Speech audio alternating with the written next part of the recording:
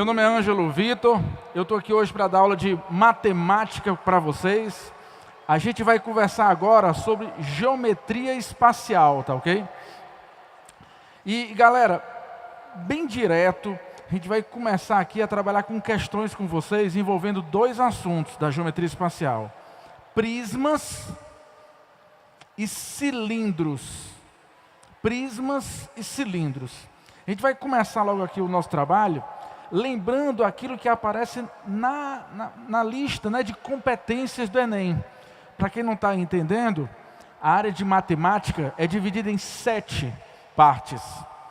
Nós vamos estar aqui trabalhando com a área 2, que é a parte de utilização do conhecimento geométrico. Tá ok? A gente vai basicamente trabalhar com isso.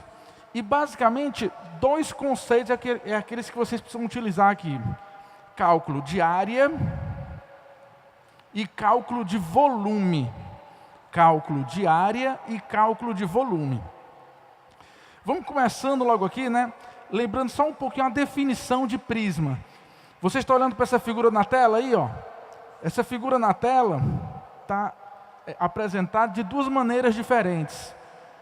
A da direita é como se fosse um prédio. Essa figura é o que a gente chama de prisma reto.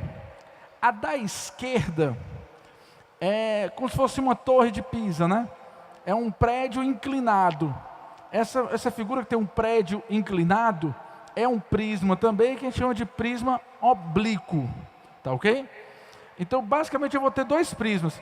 Mas o que é importante você guardar dos 2?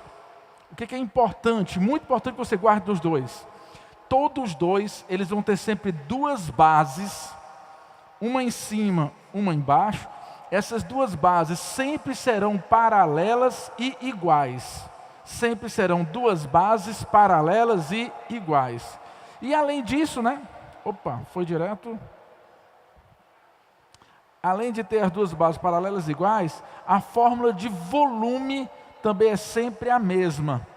Nesse caso aí, eu acho que vocês estão vendo, eu vou ter a mesma base em cima e embaixo, e para calcular o volume, não está indo aqui a fórmula, está pegando diferente aí. Mas para calcular o volume, o que eu faço? Eu faço área da base e multiplico pelo valor da altura. Área da base e multiplico pelo valor da altura. Se fizer isso aí, você calcula o volume de qualquer prisma, tá ok? Para você lembrar, calcula a área no chão do prédio, no piso do prédio, e sobe calculando a altura. Multiplica a área da base vezes a altura, vai dar o volume. Eu coloquei aqui nesse outro slide alguns modelos de prismas. E percebam bem que o que muda de um prisma para o outro, basicamente, é aquilo que está embaixo. É o chão, é o piso dele, ó. Do lado direito, vocês têm aí um prisma que eu chamo de prisma hexagonal, porque no chão eu tenho um hexágono. No meio eu tenho um prisma quadrangular, porque no chão eu tenho um quadrado, um quadrilátero. Do lado esquerdo eu tenho um prisma triangular, porque no chão eu tenho um triângulo. Então, sempre eu vou ter a mesma figura embaixo, a mesma figura em cima. Sempre eu vou ter a área da base multiplicada pela altura. E sempre eu vou ter o nome do prisma dado por essa figura que estiver embaixo. Se embaixo for triângulo, prisma triangular. Se embaixo for quadrado, prisma quadrangular. Se embaixo for hexágono, prisma hexagonal. Tendo falado isso, vamos agora direto. Opa, aí apareceu, né? Ó, nesse outro aqui apareceu, fórmulazinha área da base vezes a altura. Vamos para os exercícios, só que a gente vai começar não do primeiro, tá? A gente vai inverter a ordem, a gente vai começar do 10º. Abram aí o exercício de número 10, tá bom? Ele é o mais simples, por isso que eu comecei por ele. Tem assim, ó, uma barra de doce tem a forma de paralelepípedo reto retângulo. Não tem a palavra prisma, né? Não tem a palavra prisma, mas tem a palavra paralelepípedo. Paralelepípedo lembra de coisas paralelas. Esse paralelepípedo reto retângulo é justamente um prisma cuja base é um quadrilátero, cuja base é um paralelogramo. Tá ok? Vamos avançando um pouco mais. Eu vou até mostrar logo aqui a figura que representa o paralelepípedo, para que ninguém esqueça aí, ó. Vocês estão vendo que no chão você tem um retângulo aí, ó. Você tem uma altura bem definida. A mesma base que está embaixo é a mesma base quadrilátera que está em cima. Isso é claramente um prisma. Se eu quiser calcular o volume desse prisma, o que é que eu teria que fazer? Pegar a área da base. No chão aí não tem um quadrilátero, não é isso? Não é só fazer lado vezes lado? Não é só fazer B vezes C? Então, se eu tenho a altura que é A, eu tenho B vezes C embaixo, o volume do paralelepípedo vai ser o quê? A vezes B vezes C. Guarda bem essa figura, que ela é a que mais cai de geometria espacial na prova do Enem. É a mais fácil, porém é a que mais cai na prova. O paralelepípedo, sem dúvida, está em todas as provas do Enem. Então lembra, volume é o quê? Área da base vezes altura. Como a área da base é B vezes C, o volume vai ser B vezes C multiplicado pelo A de altura. Além disso, num paralelepípedo, muitas vezes se pergunta qual é o tamanho da área que envolve a figura. Imagine que eu esteja interessado em comprar tinta para pintar as paredes de uma sala de aula. Que eu esteja interessado em comprar cerâmica para botar no piso de uma sala de aula. Que eu esteja pensando em comprar tinta branca ou até comprar gesso para colocar no teto da sala de aula. Nessas situações do dia a dia, eu não vou calcular volume da sala, eu vou calcular áreas. Ou a área da lateral, ou a área do piso, ou a área do teto, ou até a área total dessa figura. Mas sempre cálculo de área. E aí no paralelepípedo você tem que guardar só uma coisinha simples, qual é? Do mesmo jeito que aparece o chão, aparece o teto igualzinho. Então a área do chão ela vai ser multiplicada por 2. Do mesmo jeito que aparece uma parede na sua direita, vai aparecer uma parede na sua esquerda. Então a área dessa parede também tem que ser multiplicada por 2. E do mesmo jeito que aparece uma parede à sua frente, vai aparecer uma parede nas suas costas. Então essa área também tem que ser multiplicada por 2. É por isso que na área total do paralelepípedo, eu boto cada uma das áreas multiplicada por 2. Fica A vezes B multiplicado por 2, B vezes C multiplicado por 2 e A vezes C multiplicado por 2. Essa é a nossa primeira figura, paralelepípedo. Vamos voltar para a questão, ver o que a gente consegue olhar e usar a partir daquilo que tem escrito aí no enunciado. Uma barra de doce tem a forma de um paralelepípedo reto retângulo, cuja área total é 208 centímetros quadrados. Ele já deu a área total. Então eu já sei que eu vou usar qual relação aí? Aquela relação que conta as paredes 2 vezes. Então vai ser qual relação? 2 vezes A vezes B, 2 vezes B vezes C, 2 vezes A vezes C. Essas 3 parcelas juntas vão dar esse 208 que ele está colocando na questão para a gente. Continue. Sabendo-se que suas dimensões são proporcionais aos números 2, 3 e 4. Qual o volume da barra? Olha como é interessante. Ó. Ele te deu a área e a partir da área quer que você calcule o volume.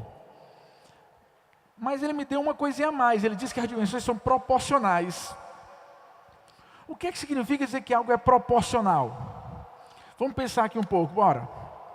Se eu digo que algo é proporcional a 2, o que eu estou falando? É como se eu estivesse criando na minha cabeça uma sequência. Se algo é proporcional a 2, isso quer dizer que a cada passo eu ando 2. Se eu der 2 passos, vai ser 2 vezes o 2. Se eu der 3 passos, 3 vezes o 2. Então, se uma coisa é proporcional a 2, é porque o avanço dela é de 2 em 2. Se o outro é proporcional a 3, quer dizer que o avanço dele é de 3 em 3. Se o outro é proporcional a 4, é porque o avanço dele é de 4 em 4. Para organizar isso, o que a gente faz? A gente escreve essa relação sob a forma de fração.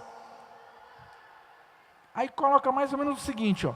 Os lados não são A, B e C, mas ele não diz que os lados são proporcionais a 2, a 3 e a 4. Então você diz, ó, que o tamanho do lado A, ele está para o número 2, da mesma forma que o tamanho do lado B está para o número 3, da mesma forma que o tamanho do lado C está para o número 4. Eu criei uma fração, eu criei uma proporção aí, uma relação, em que eu enxergo isso aí de forma bem simples. Eu enxergo esse avanço de 2 em 2, 3 em 3, 4 em 4. Se todas essas frações são proporcionais, todas elas são iguais. Se todas elas são iguais, eu posso chamá-las de K.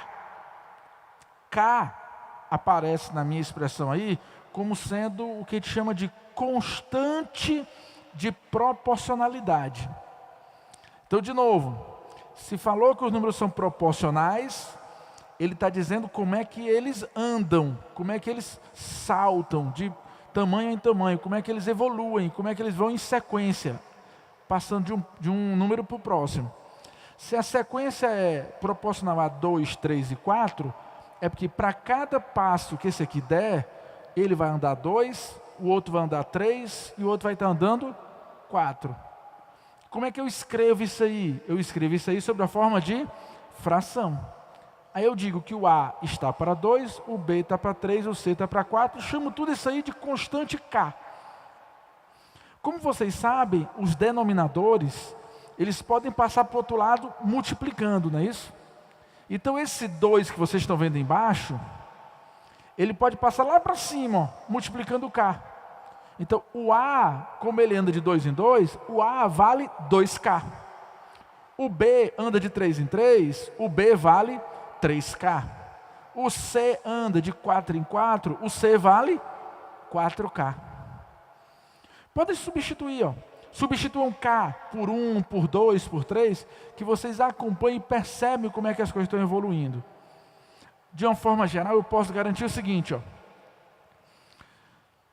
Se uma pessoa tem uma idade proporcional a 5, é porque a idade dela é 5K. Se uma pessoa tem idade proporcional a 10, eu chamo a idade dela de quê? 10K. Então, quando ele está criando uma proporcionalidade, no fundo ele está te dando uma fórmula para você usar de cabeça. Se os números são proporcionais a 2, 3 e 4, então eles valem 2K, 3K e 4K. Tá tranquilo isso aí? Use isso aqui direto, já fica mais rápido, tá bom? Falou proporcional a duas coisas, você já bota essa coisa vezes K, outra coisa vezes K. Se um vale 2K, o outro 3K e o outro 4K, eu não tenho a fórmula de área que nós encontramos lá atrás, que é 208, substitui. Eu vou aplicar aquela mesma fórmulazinha que vocês viram no outro slide de área. Eu vou substituindo o A por 2K, o B por 3K, o C por 4K. Substituindo, ó, veja que eu só estou substituindo. Eu vou encontrar 2 vezes 2 vezes 3 dá 12. 2 vezes 2 vezes 4 vai dar 16. 2 vezes 3 vezes 4 vai dar 24. Se eu juntar 12 com 16 com 24, eu vou encontrar 52K ao quadrado. Só que isso é o 208, não é isso? Se isso é o 208, eu posso passar o 52 para o outro lado dividindo. Se eu passar o 52 para o outro lado dividindo, para nossa sorte, dá certinho 4. Então aquele nosso passo, aquele nosso K, aquela nossa constante de proporcionalidade, no fundo ela vai valer quanto? 2. E se ela vale 2, se a constante é 2, Quer dizer que aqueles números 2, 3 e 4 estão todos eles multiplicados por quanto? Por 2. Aí vai ficar 2 vezes 2, 4, 3 vezes 2, 6, 4 vezes 2, 8. Lembra, a proporção é sempre 2, 3, 4. Então eu acho o K para pegar esse K e substituir. Se eu sei o valor do A, eu sei o valor do B e eu sei o valor do C, dá agora para a gente calcular o volume da figura? Dá. O volume da figura é só fazer A vezes B vezes C. Não é assim? Multiplicando os três, ó, eu vou ter 4 vezes 6 vezes 8. Vai dar 192 metros cúbicos. Para quem não lembra, é sempre bom enfatizar isso, tá? Para quem não lembra, uma caixinha de leite na sua casa, ela tem 1 litro de leite, não é isso? 1 litro, pessoal, é uma caixinha pequena. Ela não é do tamanho de 1 centímetro. Aquela caixinha de leite também não é do tamanho de 1 metro. Quando a gente pensa em coisas que medem 1 metro, não é mais uma caixinha de leite. Já pensa em caixa d'água de casa, caixa d'água de apartamento. Então, quando você medir algo, e esse algo tiver em metros cúbicos, não pense em litro, mas pense em 1000 litros. Então, onde tem 192 metros cúbicos, você pode dizer que tem 192 mil litros. Mas espera aí, professor. Se eu quiser transformar isso aí para outra grandeza, como é que seria? Aí aqui é o seguinte, se você quiser passar isso para outra grandeza, você pode, desde que você faça algumas conversões. Só um detalhezinho aqui, ó, eu acho que tem um errozinho no enunciado aqui. Na resposta, melhor dizendo. Pronto. Olha aqui o enunciado novamente, vocês, por favor. Vocês estão vendo que o enunciado bota centímetro? Estão vendo aí que o enunciado bota 208 centímetros? Está vendo aí? Então lá no último slide, está errado isso aí. Como é que o enunciado fala centímetro e nós estamos botando na resposta metro cúbico? Está errado. Se o enunciado falou centímetros quadrados, essa última fórmula que eu encontrei, esse 192 que vocês estão vendo aí, ó, está vendo 192? Esse 192 na verdade não é metro cúbico, 192 é centímetros cúbicos. Corrijam isso, tá bom? Aí está errado aí no slide. Ó. Onde vocês estão vendo m ao cubo, na verdade é centímetro cúbico. E aí eu volto a vocês. Se fosse metro, é coisa de caixa d'água, é 1000 litros. Mas quando eu falo em centímetro, também é litro? Centímetro, por outro lado, é pequeno demais, não é não? Uma lata de leite, uma caixa de leite líquido, né? Não é leite em pó não, leite comum. Uma caixa de leite não é 1 centímetro, ela tem ali 10 centímetros. 1 centímetro é medida, sabe para quê? Para mililitro. Então, onde vocês estão vendo aí 192 centímetros cúbicos, vocês poderiam colocar 192 ml. Tudo bem? 192 mililitros. E vocês também poderiam colocar transformando em litro. Mas transformando em litro, teria que dividir por quanto? Por 1000. Foi por isso que eu transformei aí ao lado. Na verdade não é metro cúbico, na verdade aí é centímetro cúbico.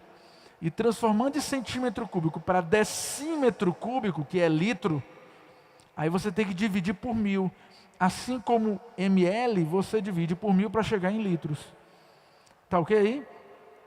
Então essa resposta aí, ela poderia aparecer de diversas maneiras na prova para vocês. A resposta poderia ser 192 centímetros cúbicos, 192 ml, ou como apareceu, 0,192 litros ou 0,192 decímetros cúbicos. Tentem sempre pensar nessas comparações que eu estou fazendo. Na hora da prova vai auxiliar vocês a verificar se vocês não estão falando coisa errada ou não. No meu caso, visivelmente eu encontrei isso, não foi não? Vocês perceberam? Eu estava falando em metro cúbico é uma coisa muito grande. Como é que uma caixinha que tem centímetro quadrado de lateral vai gerar metro cúbico de volume? Não pode. Identifiquei o erro por aí e estou pedindo para vocês corrigirem. Está tranquilo aí, pessoal? O gabarito aí dessa questão é a letra D de dado. Vou passar para a próxima. A próxima é usando a mesma figura. Só para vocês verem como o Enem adora cobrar esse tipo de questão na hora da prova. Um petroleiro possui reservatório. Voltando para a primeira, viu pessoal? Voltando para a primeira. Um petroleiro possui reservatório em formato de paralelepípedo retângulo. Paralelepípedo retângulo. É aquilo que eu falei para vocês, é a mesma figura da questão anterior. E ele disse agora as dimensões. Olha como ficou mais fácil, né? É um petroleiro. Petroleiro não é centímetro. Petroleiro são metros e muitos metros. No petroleiro tem 60 metros por 10 metros e por 10 de altura. Está vendo o bichão e o tamanho? Se eu for calcular o volume de cabeça, dá para calcular? Dá não? De cabeça o volume é só multiplicar os 3. 60 vezes 10 vezes 10 vai dar 6.000. Mas 6.000 o quê? 6.000 o quê? Metros cúbicos. E como cada metro tem 1.000 litros, seria 6.000 vezes 1.000 litros, seria 6 milhões de litros. Estão percebendo como é que a gente faz a mudança de mudança de unidade? Continue. Com o objetivo de minimizar o impacto ambiental de um eventual vazamento, esse reservatório é subdividido em 3 compartimentos, A, B e C, de mesmo volume, por 2 placas de aço retangulares com dimensões 7 metros e 10 metros de base. Não estão conseguindo visualizar a figura só com o texto. Aí o Enem foi lá e botou a figura para vocês. E eu vou colocar aqui também a figura para todos enxergarem. Percebam que o petroleiro, a parede dele tem 10 metros. Mas as placas de aço que eles colocam no meio só tem 7. Fica ou não fica um vazio em cima aqui, ó? Por esse espaço aqui de cima, o petróleo pode ficar circulando de um tanque para o outro? Pode ficar transbordando e passando de um tanque para o outro? Pois é isso que vai acontecer na questão. Olha o que eu estou falando para vocês aí, ó.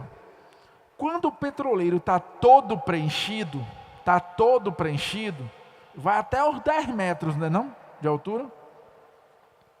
Todo preenchido vai até os 10 metros. A figura está bem clara aí, ó. Subiu tudo. Qual o volume desse petroleiro nesse momento aí? O volume dele nesse momento vai ser aqueles 60 metros de comprimento, vezes 10, vezes 10. Vai ser aqueles 6.000 metros cúbicos de volume. Mas se tiver um vazamento no tanque C, se tiver um vazamento no C, percebam que toda aquela camada de cima ela vai escoar por dentro do C. Aquela parte que está no compartimento C também escoa. Só vai sobrar dentro do petroleiro quais partes? A parte que estava limitada pela parede A e pela parede B. Note que aquela manta de cima de petróleo vai toda descer por dentro do buraco C, se tiver o vazamento lá dentro. Então parece para mim que o volume não tem muita relação com o volume antigo. Mas dá para a gente pensar, ó. Não era 60 metros no total? E não dividiu em 3 partes iguais? Então cada partezinha dessa deve ter 20 metros, não é? Se tem 2, deve ter aí 40 metros ainda. De profundidade, continua tendo os mesmos 10 metros. Mas de altura, não tem mais os 10, agora só são 7. Porque a parede só tem 7 metros. Se eu for tentar calcular o novo volume dessa figura, eu vou encontrar 40 vezes 10 multiplicado pelo 7. Não é mais 60 como era antes, porque 1 esvaziou. Não é mais 10 de altura, porque a camada desceu, vai ser só 7 agora de altura. Então o novo compartimento seria 40 vezes 10 vezes 7. Olha o que ele está perguntando nessa questão aí para a gente, vamos lá. Suponha que ocorra um desastre quando o petroleiro se encontra com sua carga máxima, ou seja, todo o volume preenchido. E ele sofre um acidente que ocasiona um furo no compartimento C, como eu tinha simulado para vocês anteriormente. O furo está dentro do C, mas como eu disse, desce toda aquela parte de cima. Para fins de cálculo, considere desprezíveis as espessuras das placas divisórias. E aí ele pergunta, após o fim do vazamento, qual foi o volume de petróleo?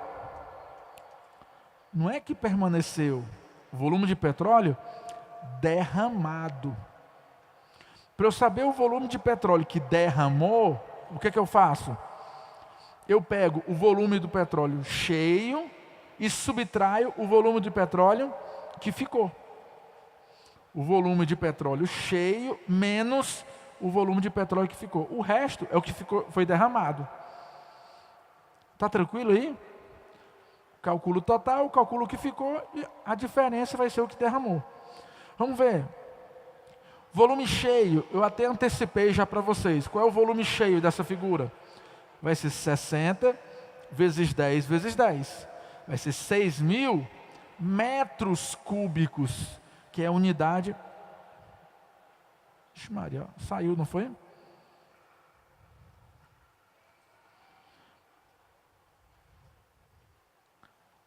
Não está ficando. De novo, não está ficando aí. 6.000 metros cúbicos, mas é só multiplicar. 60 vezes 10 vezes 10. 60 vezes 10 vezes 10. Vai dar 6.000 metros cúbicos. Depois que derrama, o que fica? Como eu disse para vocês, não fica mais 60, fica só 40.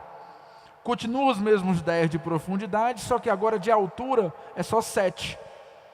E aí a conta vai ser 40...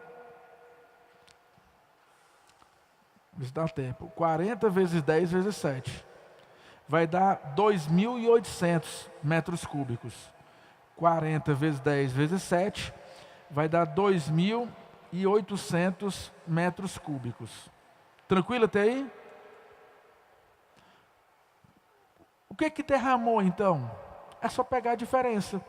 É só pegar os 6.000 e dos 6.000 você subtrair quem? Os 2.800. 6.000 tirando 2.800 vai dar 3.200 metros cúbicos. Só que aí eu lembro, cada metro cúbico tem 1.000 litros. Lembra? Metro por metro por metro. Cabe ali muita caixinha de leite ali dentro. 10 por 10 por 10 vai dar 1.000 caixinhas de leite ali dentro. Então se eu tenho 1 metro cúbico, eu tenho 1.000 litros. Se eu quisesse transformar isso aí em litros, no lugar da palavra metro cúbico, eu colocaria 1.000 litros, ficaria 3.200.000 litros.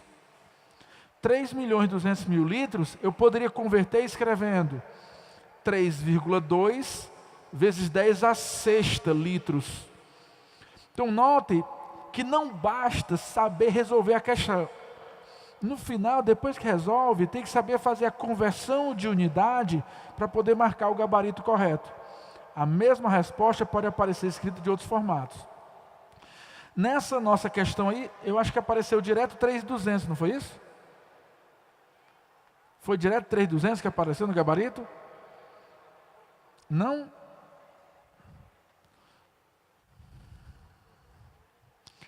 Na nossa questão, apareceu o metro cúbico, só que em vez de escrever 3.200, ele lembrou que 3.200 é a mesma coisa que 3,2 vezes 1.000. 3,2 vezes 1.000, eu só escrevi na notação científica. Eu botei 3,2 e como tinha unidade, dezena e centena, né? A vírgula não avançou 3 casas decimais. Não estava na unidade, avançou unidade, dezena e centena, foi para a unidade de milhar. Como ela avançou 3 casas, eu substituo isso aí por 10 ao cubo, indicando que a potência de 10 corresponde a 3 avanços de casas na vírgula. Então, no fundo, eu posso pegar essa expressão e escrever do jeito que ele colocou aí. 3,2 vezes 10 ao cubo. E o gabarito fica sendo a letra D de dado. Você está notando que paralelepípedo é bem simples. O que pode complicar com vocês na hora é interpretar a figura que está sendo formada e depois, na hora de marcar o gabarito, a unidade de medida que ele está utilizando. Tomando cuidado nesse início e no final, a conta em si é muito simples, é só multiplicar. Vamos para a próxima. Uma caixa sem tampa é construída a partir de uma chapa retangular de metal. Importantíssima essa palavra, essa expressão. Sem tampa. O que significa dizer que a caixa está sem tampa? Significa que na hora de calcular a área, a parede de frente e a de trás, eu conto. A parede da direita e da esquerda, eu conto. Mas eu não conto a de cima, eu conto só a de baixo. Então aquela minha fórmula de área total vai mudar. De um lado conta 2 vezes, do outro lado conta 2 vezes, agora o de cima e embaixo não, só conta embaixo. Então um dos fatores não tem o 2 na frente, tá bom?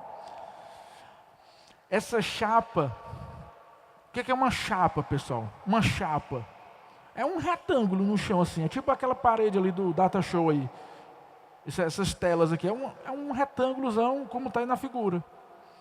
Ele diz que esse retângulo começa com 8 decímetros de largura e 10 decímetros de comprimento. É uma chapa.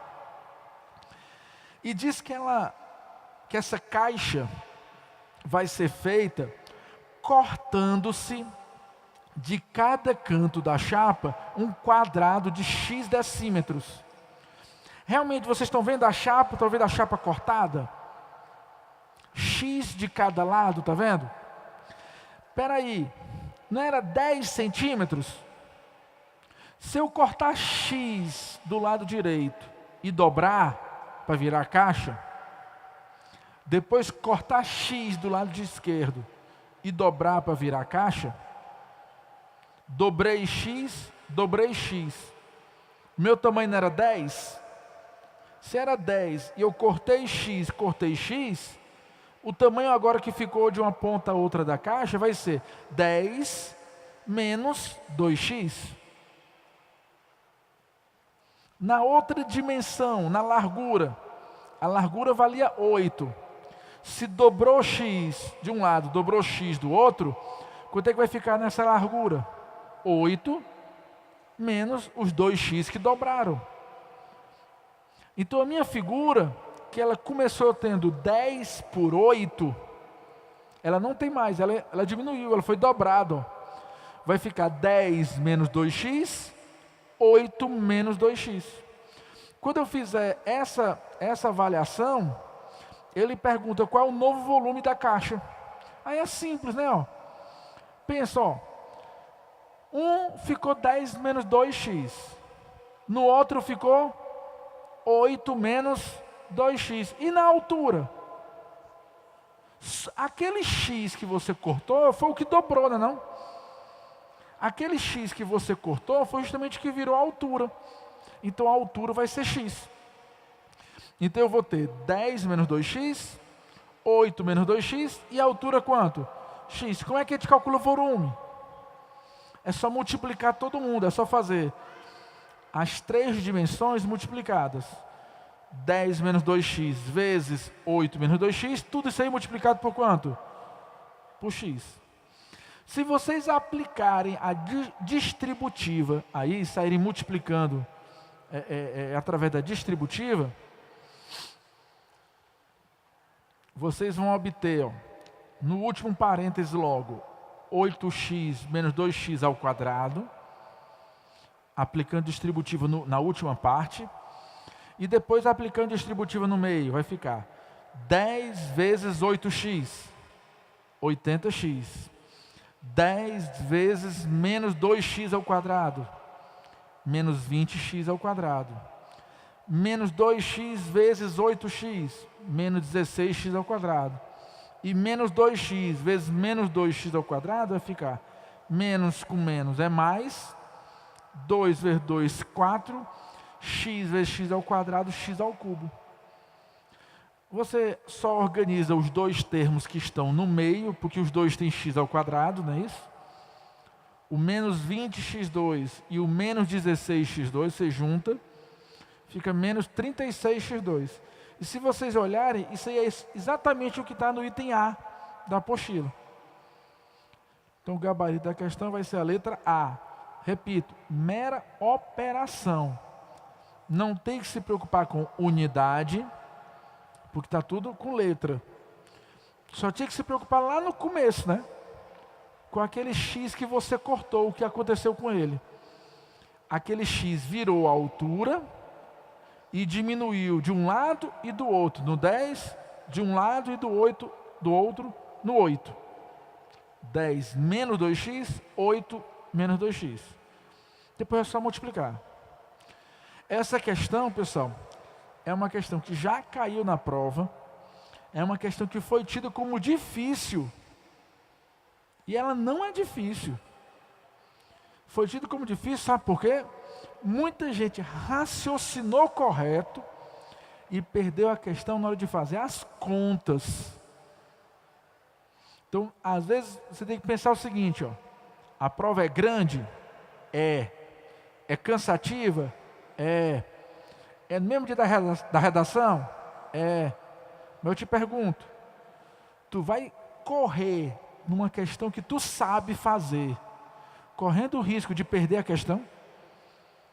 Se é uma questão que você sabe, cara, faça com mais calma. As questões que vocês sabem têm que ser garantidas. Eu não admito que o aluno saia da prova falando, meu Deus, errei aquela questão tão fácil. Eu sabia, mas errei. Não existe. Questão que você sabe, leia 2 vezes. Porque nela pode ter uma pegadinha que você está esquecendo. E essa pegadinha, você vai depois se arrepender. Uma questão que você não sabe, quando você perde, tudo bem. Mas aquela que você sabe, essa aí não pode vacilar. E esse foi o caso dessa questão. Muita gente perdeu essa questão por conta. Só somar e multiplicar aí. Pode notar que os itens são bem parecidos, né? Botaram para confundir mesmo o aluno. Então, por favor, questão que sabe, é melhor ler 2 vezes para garantir a questão. Tá ok? Vamos para a próxima. Opa, foi demais. Terceira questão. Conforme regulamento da ANAC, Agência Nacional de Aviação Civil, o passageiro que embarcar em voo doméstico poderá transportar bagagem de mão. Por que eu estou perguntando isso aí, pessoal? Porque essa regra que caiu no Enem em 2014, esse ano tornaram ela mais exigente. Quem viaja de avião está hoje encontrando uma caixinha lá no aeroporto que ninguém pode viajar quando ultrapassa o que essa questão falou. Hoje essa regra está no dia a dia sendo cobrada. Então, continuando. O passageiro que embarcar em voo doméstico poderá transportar bagagem de mão, sim. Contudo, a soma das dimensões da maletinha que ele levar em cima não pode ser superior a 115 centímetros. Se eu juntar comprimento, largura e altura, as 3 somadas não pode dar 115. Tem que ser menor do que isso. A figura mostra a planificação de uma caixa, que tem a forma de um paralelepípedo retângulo. Olha a nossa caixa aí, ó. Vocês estão enxergando a caixa dobrada? Lembra que eu falei que tem as figuras iguais, lembra? Lembra que cada base é contada 2 vezes? Então pensa assim, ó. O chão é essa que está no meio. Essa que está grandona, a maior aí é como se fosse o chão. Aqui, do lado esquerdo, né? No meio aí, do lado esquerdo no meio. Essa grandona é o chão. Acima e abaixo delas são as 2 que vão dobrar para formar as paredes da frente e de trás. Elas têm que ser iguais, não tem? Estão iguais aí na figura. Do lado direito tem 3 pedaços, não tem? Quando você dobrar os 3, ó, elas vão se encaixando. A primeira vai lá para o outro lado, essa outra aqui fica do lado de cá e essa grandona vai para cima. Virou ou não virou o mesmo paralelepípedo que nós imaginávamos desde o começo? Então aí você tem que tomar cuidado, né? Porque o que ele falou na norma, no regulamento, é que tem que somar o comprimento, a largura e a altura. Ele não mandou somar 3 segmentos quaisquer. Ele mandou somar um de cada. Nessa questão aí, se você olhar, o que seria esse 90 para a gente? O que seria esse 90 centímetros? Dentro desse 90, tem um segmento que quando eu dobrar ele vai virar altura. E do outro lado tem outro que quando eu dobrar também vira altura. É como se nesse segmento a altura fosse contada 2 vezes e tivesse mais um outro segmento aí, não? O da base. Quem é que é o X? O X já é um terceiro segmento. Ele vai estar no sentido aqui do comprimento. E aquele 24 ali? Se você olhar para aquele 24, quando você fizer a dobradura da figura, ó, ele vai ficar certinho na posição de uma altura, não? Então vai guardando. O X, ele está aqui como comprimento da figura. O 24, quando ele dobrar, ele vira a altura. E o 90, ele tem a profundidade, mas tem 2 alturas dentro dele. Uma no começo e outra no final. O que eu tenho que fazer é só isso, só interpretar o que está escrito aí, ó.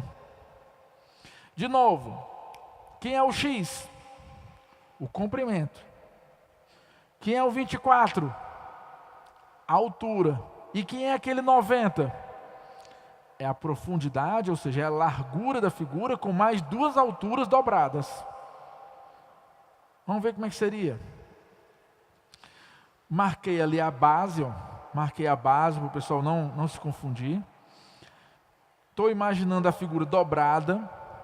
Não ficou muito bonitinho porque ela ficou meio quadrada, né? Isso, ela é mais retangular. Mas a ideia é dobrar, ó. Pá, pá. E aqueles segmentos que eram comprimento, largura e altura, eu denominei aí para quem é cada um deles.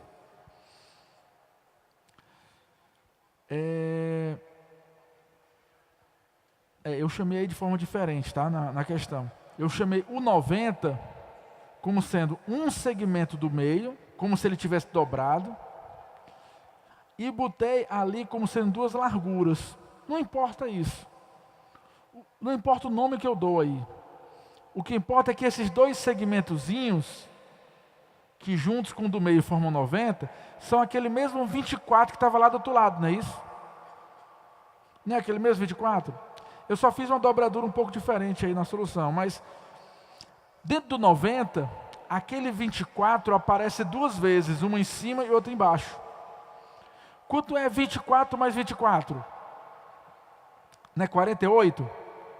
Se o total tem 90 e os 2 têm 24, 90 tirando 48 vai ficar quanto? 42.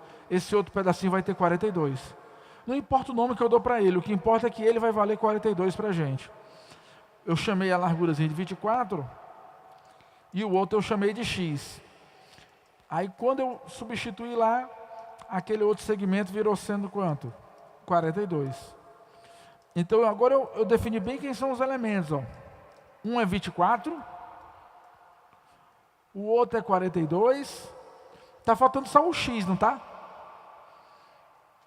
Mas eu sei que os três juntos não podem passar de quanto? De 115, pelo regulamento da ANAC, pela nova legislação da ANAC.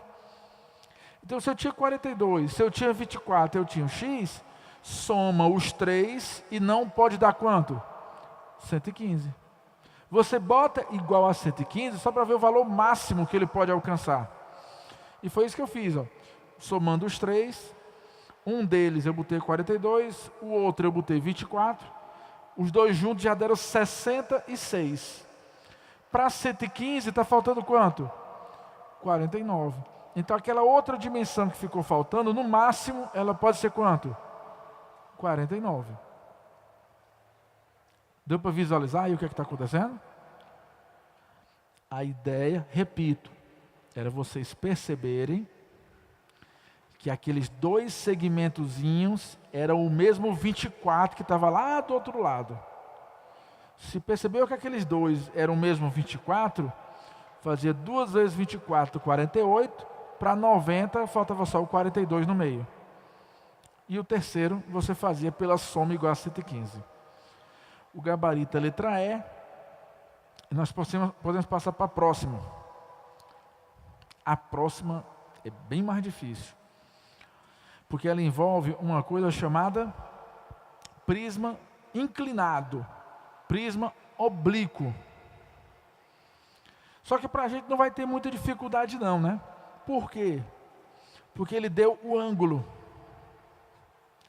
Ele disse que as torres Puerta de Europa são duas torres inclinadas, uma contra a outra, constituídas numa avenida de matriz. A inclinação das torres é de 15 graus com a vertical. O que significa isso aí, 15 graus com a vertical? Significa, isso que vocês estão vendo, significa que se eu botar um eixo em pé, a lateral do prédio vai estar a 15 graus dobrada. 15 graus. Eu tentei reproduzir melhor ainda essa inclinação. E eu botei aqui do lado a torre. Imaginei a torre tirando uma altura. E imaginei a torre com aquele triângulozinho retângulo. O 15 graus vai estar onde? Vai estar aqui embaixo. Apontando para o X, está lá em cima. Ele disse na questão que a torre tem 114 metros de altura.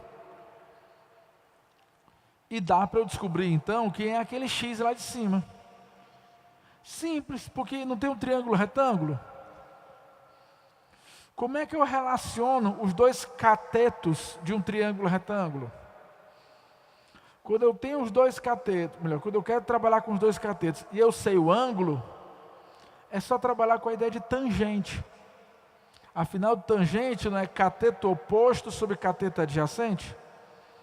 Então, ó, o que eu vou fazer basicamente é isso. Voltando para a figura, ó, eu vou pegar quem é o cateto oposto aí da figura. Se o ângulo 15 estiver aqui no ponto B, quem vai ser o cateto oposto? X. Quem vai ser o cateto adjacente? 114. Então a tangente de 15 vai ser quanto? Cateto oposto sobre cateto adjacente. Para quem não viu, na questão ele escreve assim, ó.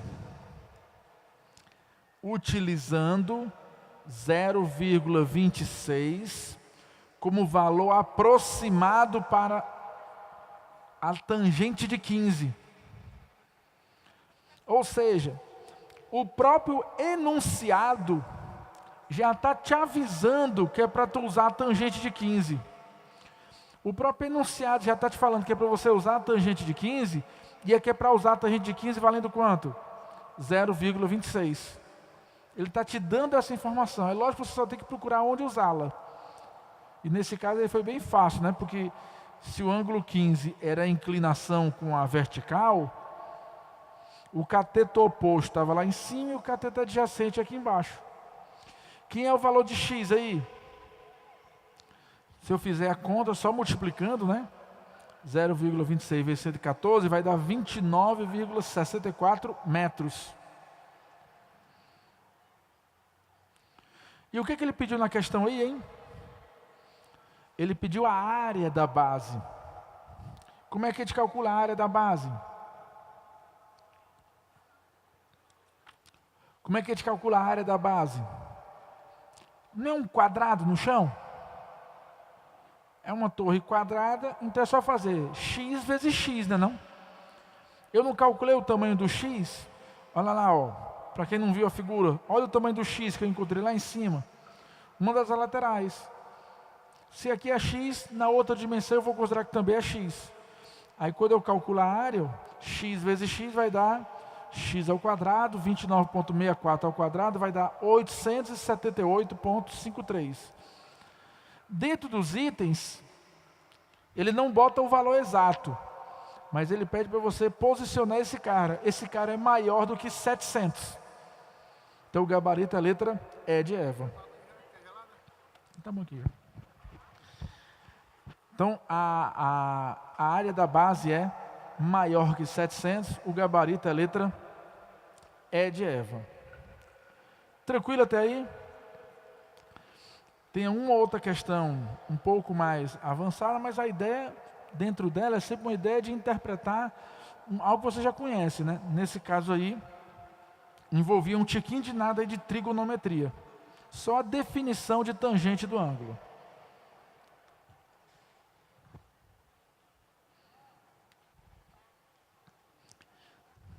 Segunda e última parte da aula. Essas figuras são bem parecidas com as figuras anteriores. Aqui eu tenho como se fosse uma lata de leite condensado, né? Uma lata de óleo, né? Uma hora dessa é bom falar disso. Uma lata de leite condensado. Eu tenho uma coisa redonda, um círculo, e eu tenho uma figura que sobe reta ou oblíqua a partir desse círculo. Eu tenho o que nós chamamos de cilindro. E o cilindro, ele é trabalhado igualzinho aos prismas. O volume também é a área da base, vezes a altura. O cilindro também tem duas bases paralelas e iguais. Isso faz com que o cilindro tenha um tratamento bem parecido com o dos prismas. Só que no prisma, na hora de abrir, eu tinha uma caixa de papelão que quando eu abria, apareciam vários retângulos recortados. No cilindro não. Para quem já pegou uma caixa de leite condensado, uma lata de leite condensado e abriu aquela etiqueta, você viu que ficou um retângulo no final quando você abriu. É isso que vai acontecer no cilindro quando você tentar planificar. Ele vai ter uma tampa redonda em cima, uma outra tampa redonda embaixo, são dois círculos, e no meio, quando você abrir, você vai ter efetivamente um retângulo aberto. A altura do retângulo vai ser a altura da lata. E o comprimento desse retângulo é o comprimento que antes era o comprimento da circunferência. Qual é o comprimento de uma circunferência? Né? 2πr.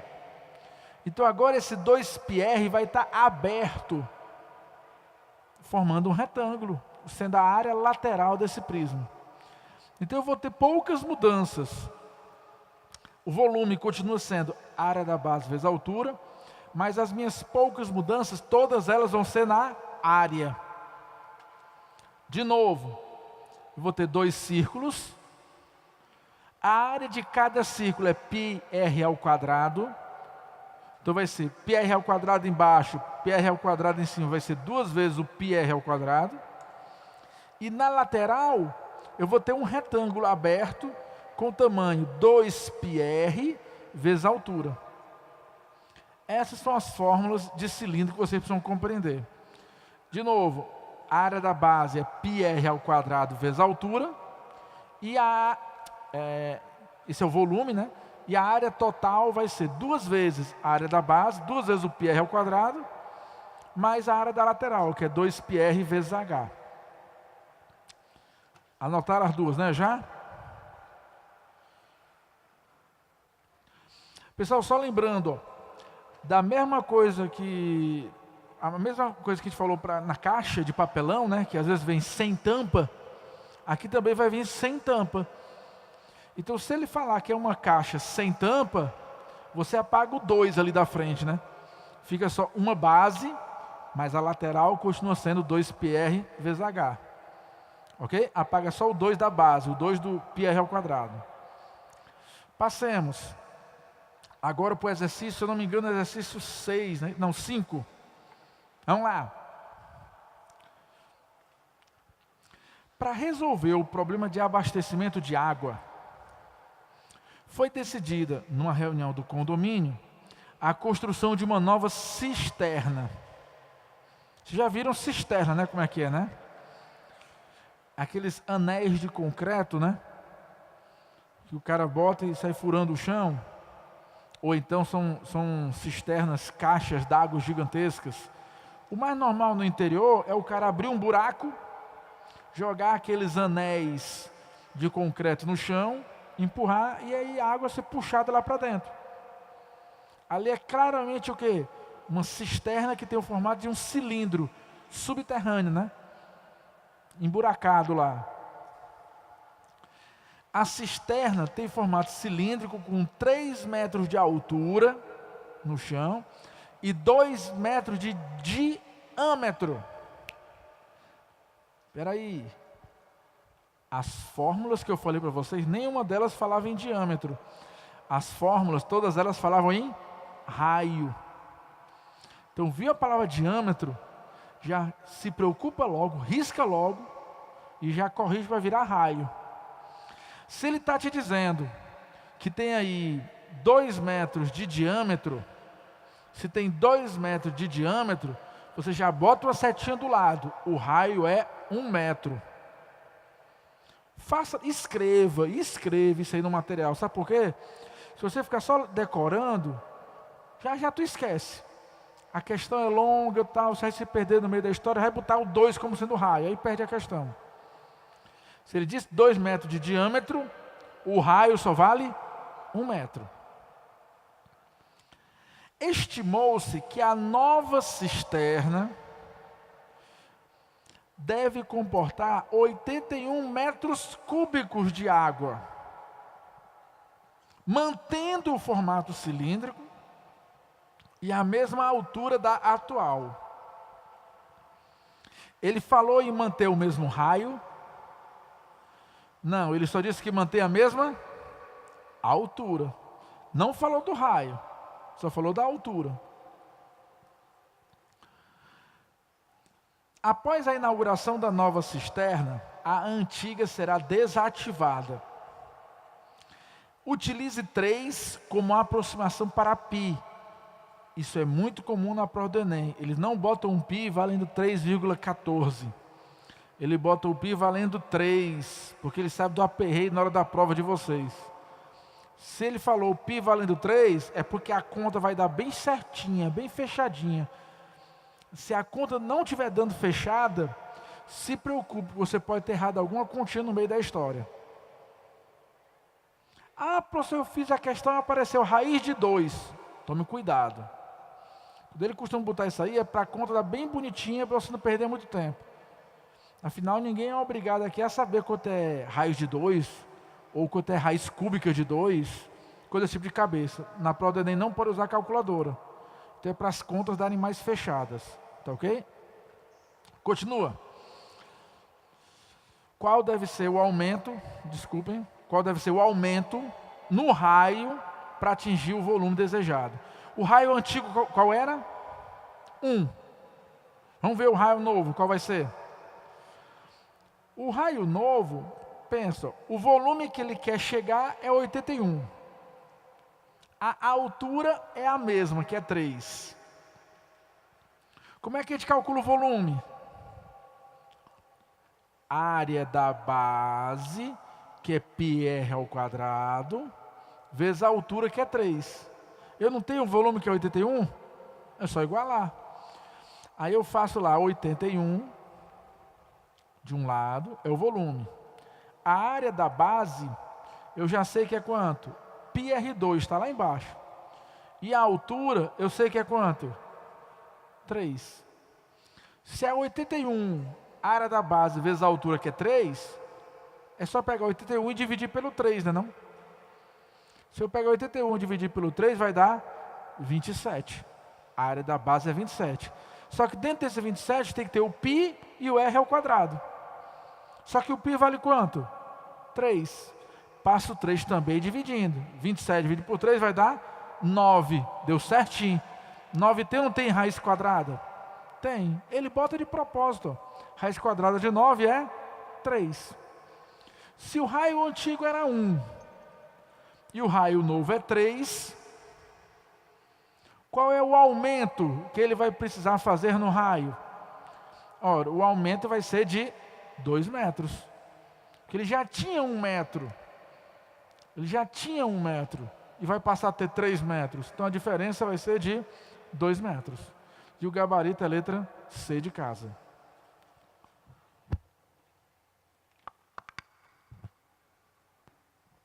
Até o copo foi zoado, né? Pessoal, só um detalhe. Vocês notaram que eu não estou me preocupando muito com unidade. Porque graças a Deus nessa questão aí está tudo em metros. Se ele colocar unidades diferentes, qual a dica? Eu costumo sempre escolher transformar tudo para a menor delas. Eu detesto trabalhar com vírgula. Então, para não trabalhar com vírgula, eu passo tudo para a unidade pequena. 1 metro, dá para transformar em centímetro? Dá, fácil. 1 metro vira 100 centímetros. Agora, se fosse ao contrário, transformar centímetro em metro vai ser 0,01 metro. Fica ruim. Então, por isso é que eu sempre dou preferência ao caminho oposto. Eu pego unidades grandes e transformo em unidades pequenas. Nesse caso, não precisou, porque estava tudo em metros. Então, não vou me estressar com isso. Sexta questão. Num parque aquático, existe uma piscina infantil na forma de um cilindro circular reto. Já conhecemos essa figura. É um círculo embaixo, reto na lateral. Aí nem está tão reto, né? Mas ele considerou como se fosse. Ele não escreveu que era reto? Então eu considerei assim. Então, círculo embaixo, círculo em cima e reto na lateral. Ele disse que essa piscina tem 1 metro de profundidade. Então a altura é 1 metro. E o volume é 12 metros cúbicos. Volume 12 metros cúbicos. Vamos pensar. Se eu sei a altura e sei o volume, dá para calcular o que aí? A área, não da base? Dá para calcular a área da base. É só substituir na fórmula, né? E é com isso que eu vou trabalhar agora com vocês. Ó. Bora, meu filho. Tá aí, ó. O volume total é 12. A área da base é que eu quero descobrir. E a altura vale 1. Quanto é que vai ser a área da base? 12. Só que 12 metros quadrados, não é isso? Era metros cúbicos, agora são 12 metros quadrados. E a área da base é um círculo. Vai ser πr2. Se vai ser πr2, eu substituo. E o π, mais uma vez, eu boto valendo 3. Porque se eu passar o 3 dividindo, ó, 12 dividido por 3 vai virar 4. R ao quadrado igual a 4, o raio dá certinho quanto? 2. O raio dá certinho quanto? 2. Se o raio deu 2, já vou guardar isso aí, vamos voltar para a questão. Está aí minha piscina, 12 metros cúbicos e o raio valendo 2. Vamos voltar. Deseja-se construir uma ilha de lazer seca no interior da piscina. Tipo aquela história de fazer a piscina ser só um anel ao redor. Tipo barro molhado, né, que o pessoal faz. Bota um negócio no meio e bota a piscina só ao redor. Tipo a correnteza encantada do Beach Park, né? Fica só ao redor. Em vez de ser a piscina contínua, com 2 metros de raio, vai ficar só a borda ao redor de um círculo. Ele quer construir uma ilha seca de lazer no interior da piscina, no meio da piscina. Ele até bota o desenho. A piscina era completa, ele construiu uma ilha seca no meio dela. Tudo bem? Vamos voltar. Cuja base estará lá no fundo, com o centro da base coincidindo com o centro da base da piscina, conforme a figura. E o raio, esse raiozinho da ilha vai ser raio R. Esse R tem que ser menor do que aqueles 2, né, que nós encontramos anteriormente, né? Não era 2 metros antes? Agora esse R vai ter que ser um pouquinho menor. Ele pergunta: deseja-se que após a construção dessa ilha, o espaço destinado à água tenha um volume de no mínimo 4 metros cúbicos. Qual era o volume total que a piscina tinha? A piscina tinha 12, não era não? Não tinha 12? Se vai ficar só 4 metros, é porque essa ilha está ocupando o espaço que era de quantos metros cúbicos?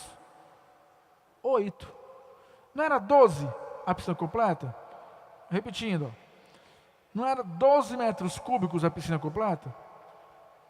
Se vai sobrar ainda 4 metros cúbicos, é porque a ilha está ocupando qual volume? 8 metros cúbicos. Estão enxergando isso aí, vocês? Era 12, ficou 4, porque ela ocupou 8. Só que essa ilha, ela em si, dentro da piscina, ela não é outro cilindro. Ela é outro cilindro. Tem outro PR2 e tem outra altura, não é não? Dá para a gente igualar e tentar descobrir os valores. Vamos tentar partir para isso. A ilha seca será outro, eu escrevi aí prisma, mas lê-se, vai ser outro cilindro, não é isso? Vai ser outro cilindro, com o mesmo centro e mesma altura. O volume máximo é 8 e a altura é 1, que é a mesma altura da piscina antes. Substituindo a área da base vezes a altura, a área da base vezes 1 vai ter que ser esses 8 metros cúbicos. Então a área da base é 8 metros quadrados. Só que o π vale quanto? 3. Agora deu quebrado. Mas deu quebrado, eu já vou parar o raciocínio. Aí eu vim aqui nos itens para ver se eu não estou fazendo besteira. Porque quando uma conta no Enem começa a dar quebrado, eu paro, eu não continuo, eu paro. Começou a dar quebrado. 8 dividido por 3, porque o π é 3, vai dar quebrado, não vai? Eu vim aqui e vim para os itens, bora. Vixe, nos itens a resposta está quebrada também. Como nos itens a resposta está quebrada, eu falo, então nessa questão, parece que realmente eu devo encontrar alguma coisinha diferente de inteiro. Aí eu continuo. Eu estou dando essa dica para ninguém ficar perdendo tempo demais na prova de matemática. Muita gente chega na prova de matemática, erra uma conta, o número fica quebrado, aí vai. Chega lá na frente, o gabarito só tem número inteiro. Como é que tua conta deu quebrado, está 20 minutos fazendo conta com o número quebrado, e o gabarito está todo inteiro? Então tem que se tocar disso. Na primeira vez que a conta der quebrada, você já para, vai para os itens e confere, para ver se nos itens os números também estão quebrados. E aí vale a pena continuar. Se eu passar o 3 dividindo, 8 dividindo por 3 vai dar 2,666. Em diante. Qual é o número que ao quadrado dá isso? Aí, macho, tem que fazer na marra, viu? No braço. 1 ao quadrado é pequeno, mas 2 ao quadrado já é 4, é grande. Aí começa, pega 1,5, testa. 1,5 ao quadrado vai dar 2,25. Está pouco, não está ainda? Aí você vai na prova do Enem aumentando um pouquinho mais. Bota 1,6. Bota 1,7. Aí você vai vendo qual o número decimal vai se aproximando mais do que você quer. Nesse caso aí, se eu não estou enganado, era 1,6. Era 1,6. Se você botasse 1,6, não dá isso, viu? Mas dá quase isso.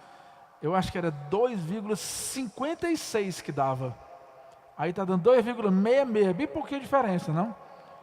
Como aqui no gabarito só tem uma casa decimal, vale a pena tu parar no 1,6. E ele perguntou justamente qual o raio dessa ilha, né? Ele perguntou qual o raio máximo R da ilha. E esse R que eu encontrei já é ou não é o raio da ilha? Eu já vou no gabarito e já marco direto. O gabarito é a letra A, 1,6. Então, de novo, a piscina tinha 12. Se ficou 4, é porque a ilha vai ter 8. Aí eu pego esses 8, imagina um cilindro sólido ali dentro, a área da base vezes a altura. A altura é 1, calculei a área da base, tive um pouquinho de paciência na hora de calcular o R, porque podia dar quebrada, eu fiquei com medo disso, mas ultrapassei meu medo e encontrei certinho o gabarito letra A, 1,6. Tranquilo aí? Tranquilo, está faltando? A ideia qual é? Ó? É tu voltar para essa figura aqui, ó. Essa figura é a piscina cheia. Mas essa daqui é a piscina que nos interessa. A parte branca é o que ele quer. Se a piscina completa tem 12 metros cúbicos e vai sobrar 4 de água ao redor, tinha 12 e tem 4 ao redor, então o miolo aí vai ficar com 8, que é a diferença. E aí a sacada qual era? Era observar que esse miolo também tem um círculo, que é também πr2, e tem a mesma altura, que é 1 metro. Aí era só substituir os valores. Ó. Aquele nosso 8 metros cúbicos, está vendo lá? Ó, lá do lado direito. Ó. 8 metros cúbicos é o volume. Eu não sei a área da base, mas sei que a altura é 1. Passo 1 dividindo, fica 8. Só que a área da base é um círculo, fica πr2. O π, nessa questão, ele mandou considerar o π valendo 3. Passou o 3 dividindo. 8 dividido por 3, que vem lá do π, aí vai dar 2,666 reticências, dízima periódica. E aí, para achar um número que ao quadrado dá 266, realmente é difícil. Na hora da prova do Enem, o caboclo para e fica pensando, como é que eu vou fazer essa conta? Mas não é para fazer, é para você sair testando números. E aí eu saio testando. Se eu botar 1 ao quadrado dá 2? Não. Mas se eu botar 2 ao quadrado, chega lá? Passa. Se 1 é pequeno e 2 ao quadrado é grande, está no meio. Aí eu testo 1,5. Quanto é 1,5 ao quadrado? Aí você vai no papel e faz lá a conta. 2,25.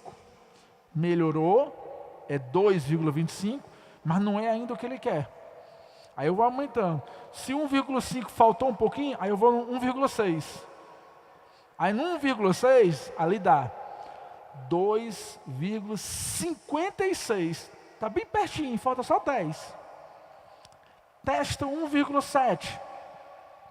Se tu for testar 1,7, vai dar sabe quanto? 1,7. Vai dar 2,89, aí já passou muito.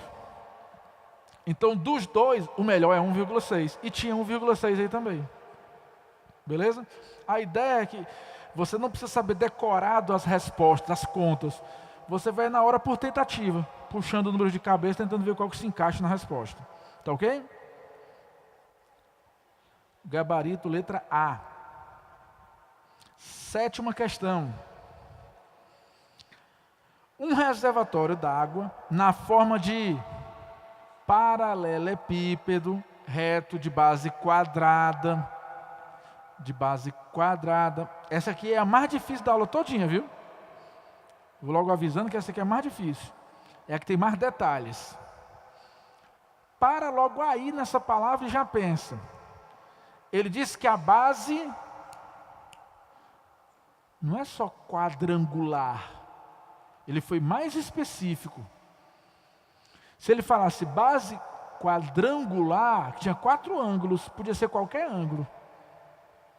Mas quando ele diz que é de base quadrada, aí ele matou. Base quadrada é o quê? Se um lado for x, o outro lado vai ser quanto? O mesmo x. Paralelepípedo de base quadrada, tá vendo? Então se aqui for x, no comprimento é x, na largura também é quanto? X. Só falta a altura. Bora ver a altura. A altura é metade do lado da base.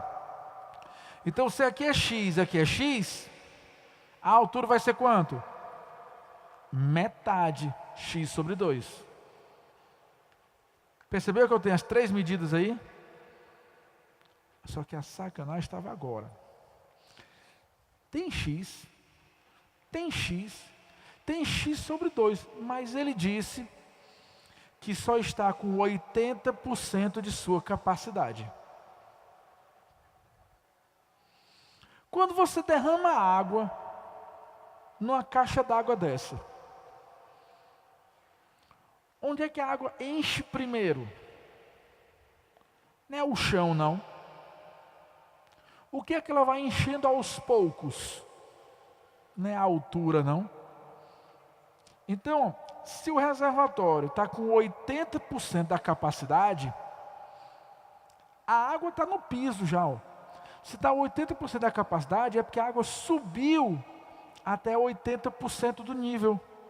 Ela não foi até o teto, ela só foi até 80% do nível.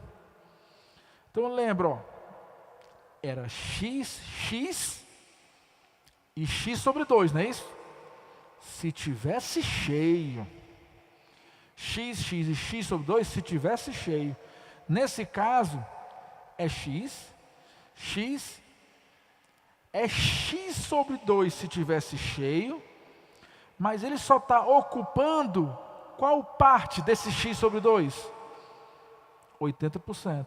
Então, na altura do reservatório, você bota x sobre 2. Mas na altura da coluna de água, você só coloca o quê?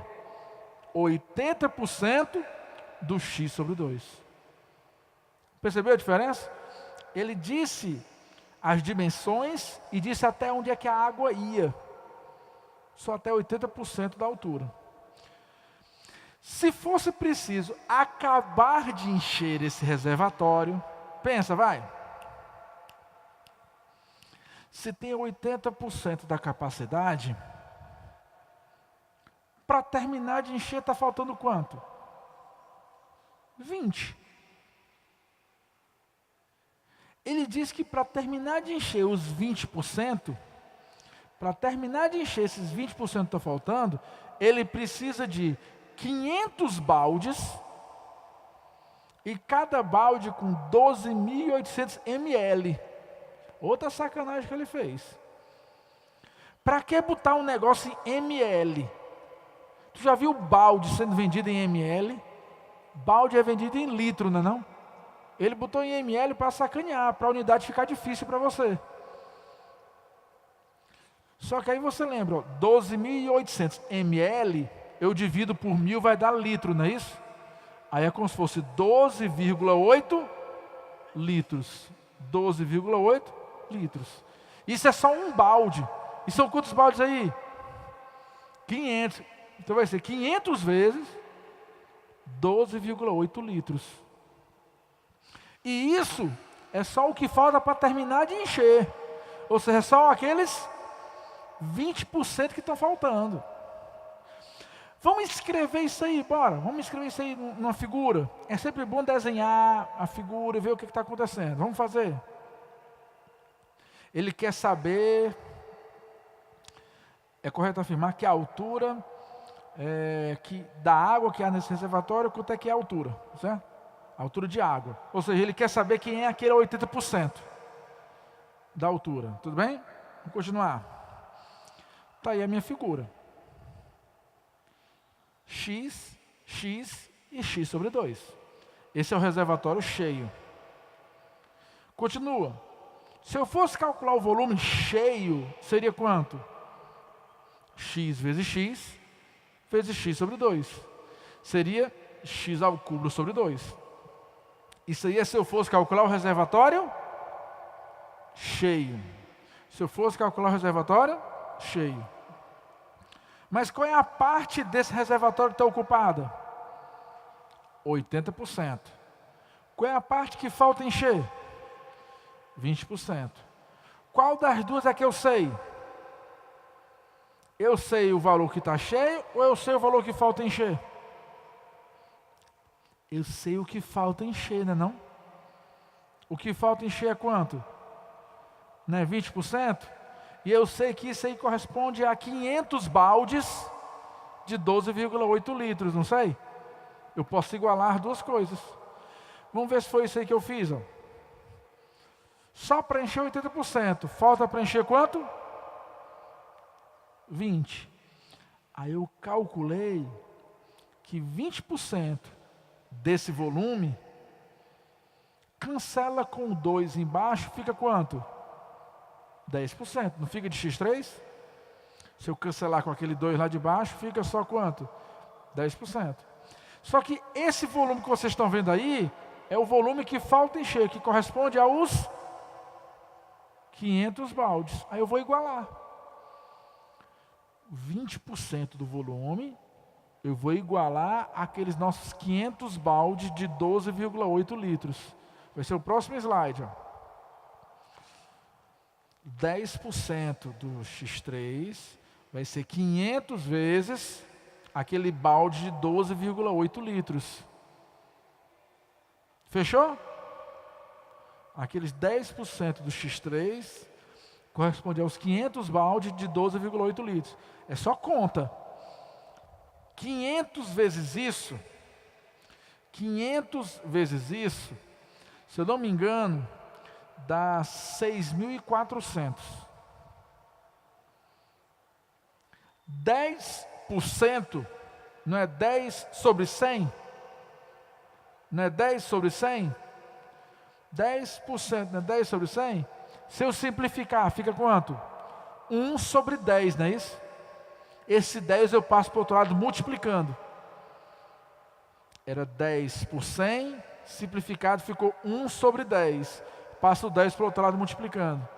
Tinha dado 6.400, não tinha? Vezes 10 dá 64 mil. Não tem 3 zeros no final? 64 mil, não tem 3 zeros no final? Se tem 3 zeros no final, dá para a gente tirar a raiz cúbica? Dá. Quem tem 3 zeros no final, quando tira a raiz cúbica, só fica com 1 zero no final. Não era 64 mil? 64 tirando a raiz cúbica dá quanto? 4. Aí fica 40 o valor de X.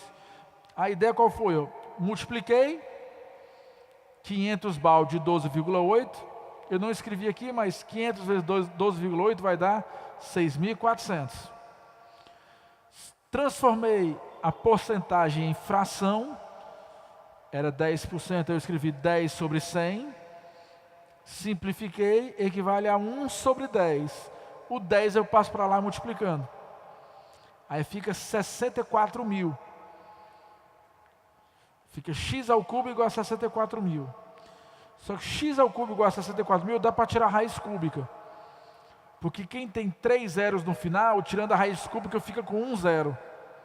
Quem tem 64 no começo, tirando a raiz cúbica, é 4. 4 vezes 4, 16, vezes 4, 64. Então esse x dava certinho 40.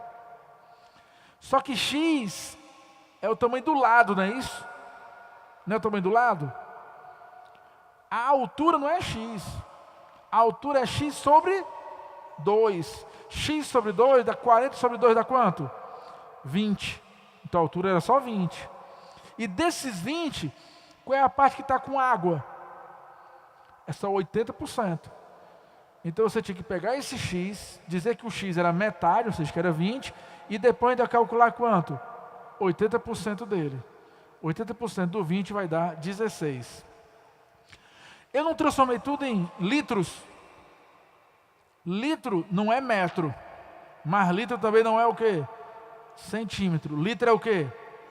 Decímetro. Se eu transformei tudo em litros, a unidade de medida aí que eu coloco é decímetros. Só que decímetro é grande, né? Para eu transformar em centímetros, multiplica por 10. Para eu transformar em milímetros, eu multiplico por 100.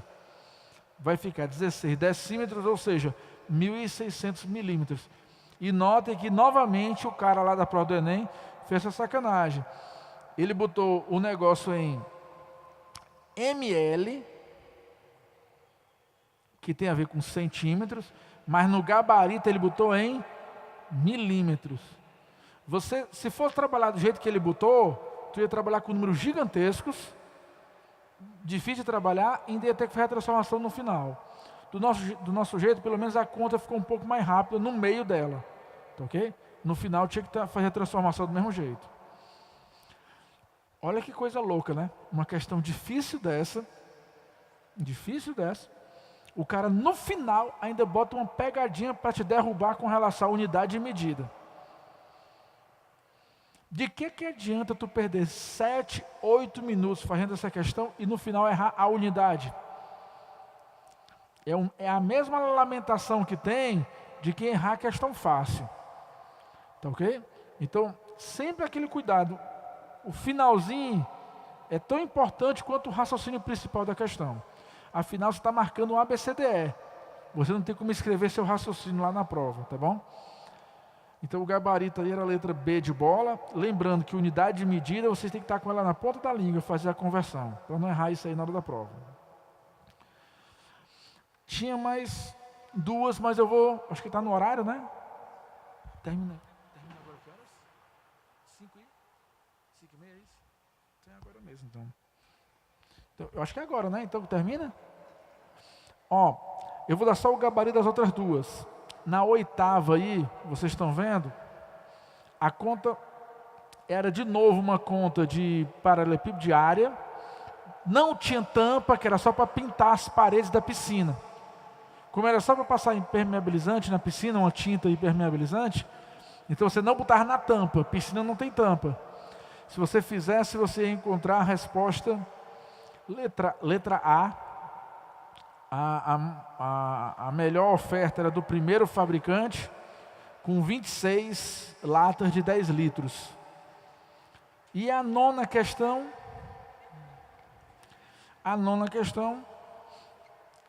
era só para calcular volumes. Quando você calculasse o volume de um e o volume do outro, os volumes dariam exatamente iguais. Volumes iguais, o gabarito era a letra C de casa. Tá ok? Era isso, pessoal. Boa noite para vocês. E o material deve estar disponível depois, né? Pelo site e tal. Depois vocês peguem e dão uma olhada, tá bom? Valeu, boa noite, até a próxima aí.